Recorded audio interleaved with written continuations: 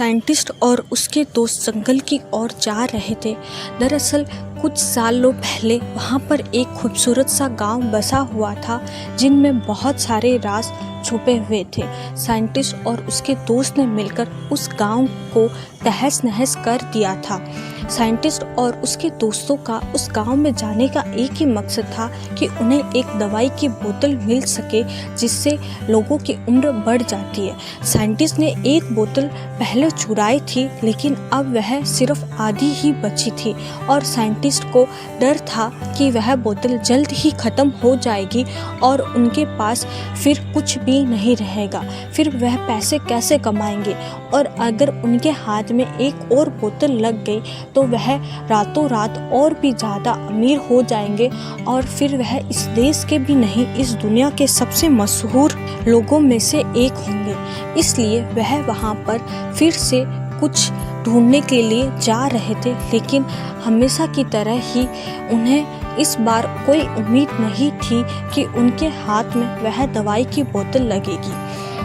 अर्नव के बड़े पापा राजनाथ जी भी वहाँ पर कुछ लेने के लिए गए हुए थे लेकिन साइंटिस्ट और उसके दोस्तों के आने की आवाज़ सुनकर वह कहीं दूर जाकर छुप गए और उनके जाने का इंतज़ार करने लगे। साइंटिस्ट और उनके दोस्त वहाँ आकर ढूंढने लगे कि उनके हाथ कहीं वह बोतल लग जाए तो कितना अच्छा होगा, लेकिन आधा घंटा ढूंढने के बाद भी उनके हाथ कुछ नहीं लगा। लेकिन तभी साइंटिस्ट के हाथ में किताब का एक पन्ना लगा जिसे वह गौर से देखने लगा।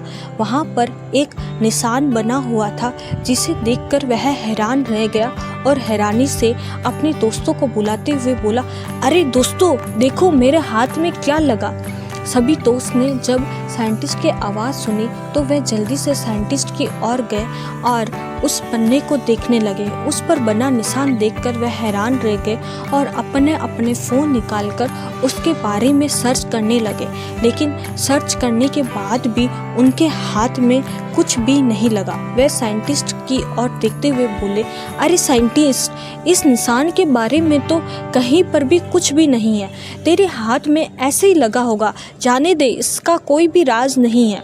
जिस पर साइंटिस्ट उन लोगों की ओर गुस्से से घूरते हुए बोला, तुम लोग ना किसी काम के नहीं हो, सही से ढूंढो, जरूर इसके पीछे कुछ राज होगा। अगर हमें ये यहाँ से मिला है तो इसके पीछे कोई ना कोई राज होगा। क्या पता ये निशान हमें उस दवाई तक ले जाए या ये निशान उन लोगों की कोई निशानी होगा जो उनके बॉडी पर मौजूद हो या कुछ और। जिस पर उनके दोस्त हंसते हुए बोले, साइंटिस्ट, अगर ये निशान उनकी बॉडी पर भी हुआ तो उससे क्या, वो लोग तो मर चुके हैं ना। तू ना हमेशा उनके जिंदा होने के बारे में ही सोचता रहता है।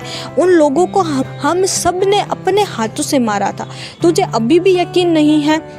जिस पर साइंटिस्ट गंभीरता से जवाब देते हुए बोला, हाँ, हमने सब ने मिलकर मारा था, लेकिन क्या पता कहीं पर कुछ छूट गया हो और कोई बच गया तो हमारे लिए खतरा हो सकता है। तुम लोग ये भी तो सोचो। इस पर वह लोग साइंटिस्ट का मजाक बनाते हुए बोले, अरे साइंटिस्ट, तू जब देख डरता रहता है, इस निशान के पीछे कोई भी राज नहीं है, तू ना पागल है। और मैं पहले ही बोल देता हूँ, अब हर महीने हम लोग यहाँ पर नहीं आने वाले यार, हमेशा आते हैं लेकिन हमारे हाथ में कुछ भी तो नहीं लगता और निराशा ही हाथ लगती है। अगले महीने से हम यहाँ नहीं आएंगे।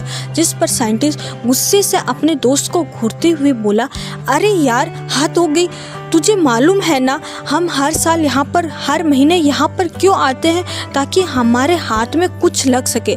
हालांकि हमें कुछ नहीं मिला लेकिन कभी तो कभी कुछ मिलेगा ही ना, और तू ऐसी बातें कर रहा है। जिस पर वह दोस्त गुस्से के साथ बोला, साइंटिस्ट, हर महीने आते हैं, कुछ हाथ नहीं लगता। अगर अभी तक कुछ मिलना होता ना, मिल जाता। मैं पहले ही बता रहा हूँ, अगली बार से मैं नहीं आने वाला और तुझे आना है तो तू भले ही आ।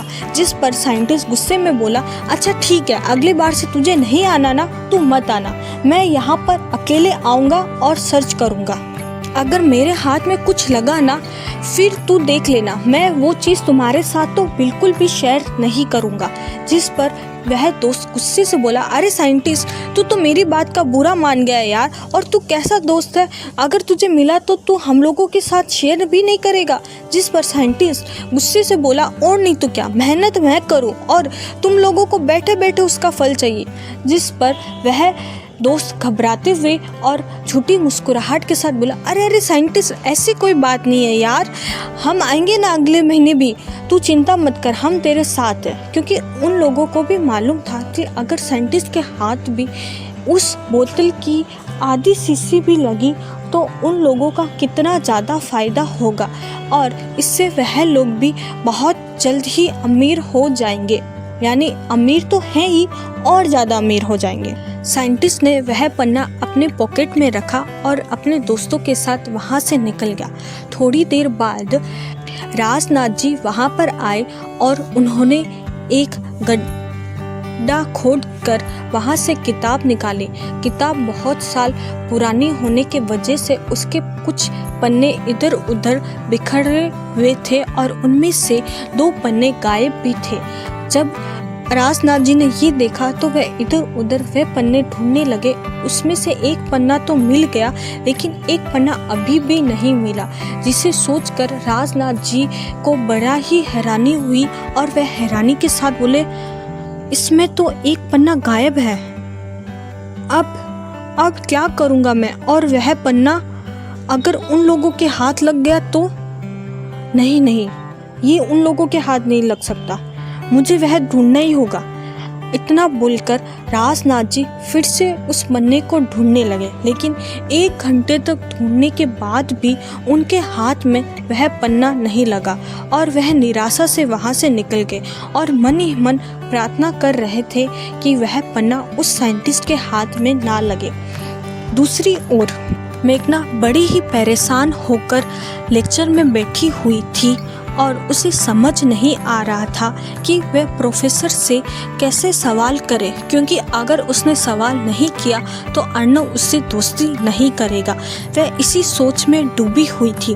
तभी प्रोफेसर ने स्टूडेंट के सामने देखते हुए बोले, अब मेरी क्लास यहीं पर ख़त्म होती है। आप लोगों को अगर कोई सवाल पूछना है तो आप लोग मुझसे पूछ सकते हो। जिनमें से कुछ स्टूडेंट ने अपना हाथ उठाया और प्रोफेसर से सवाल करने लगे। मेघना को समझ नहीं आ रहा था कि वह प्रोफेसर से कैसे सवाल करे और कैसे अपना हाथ उठाए, क्योंकि अगर उसने ऐसा वैसा पूछा तो पक्का ही पनिशमेंट मिलने वाली थी और इसके लिए उसे मेंटली तैयार हो गई। अर्नव ने मेघना को बहुत ही ज़्यादा डर लग रहा था, क्योंकि अगर उसने ये सवाल पूछा तो उसे पनिशमेंट मिलना तय था, लेकिन उसे समझ नहीं आ रहा था कि वह प्रोफेसर से कैसे सवाल पूछे। अर्नव ने जब मेघना का डरा हुआ चेहरा देखा तो उसे बड़ी ही खुशी मिली और उसे अब लगने लगा था कि मेघना ये सवाल प्रोफेसर से नहीं करने वाली और उसका पीछा भी अब मेघना से छूट जाएगा। प्रोफेसर ने जब सभी के सवाल का जवाब दे दिया तो वह वहाँ से जाने लगे। तभी मेघना खड़ी हुई और एकदम से और जल्दबाजी में सारे सवाल एक ही लाइन में पूछ दिए। मेघना ने जल्दी से बोला, प्रोफेसर मुझे आपसे कुछ पूछना है। क्या आप मैरिड हो या अनमैरिड? अगर अनमैरिड हो तो आप सिंगल हो या आपकी कोई गर्लफ्रेंड है? सब कोई मेघना का ये सवाल सुनकर हैरान रह गए और प्रोफेसर के तो हैरानी की सीमा ही नहीं रही। उन्हें लग रहा था कि मेघना उसे हिस्ट्री के रिलेटेड ही सवाल पूछेगी, लेकिन मेघना का ये सवाल सुनकर उनके चेहरे के एक्सप्रेशन बदलने लगे। वहाँ मौजूद सभी स्टूडेंट मेघना पर हंसने लगे और फुसफुसाकर मेघना के बारे में बातें करने लगे। आखिर आगे क्या होगा? क्या प्रोफेसर मेघना के सवालों का जवाब देंगे या उसे पनिशमेंट देंगे? जानने के लिए बने रहें हमारे साथ इस कहानी में, और कहानी पसंद आए तो ज़रूर लाइक करें, कमेंट करें और शेयर करें। Thank you, bye.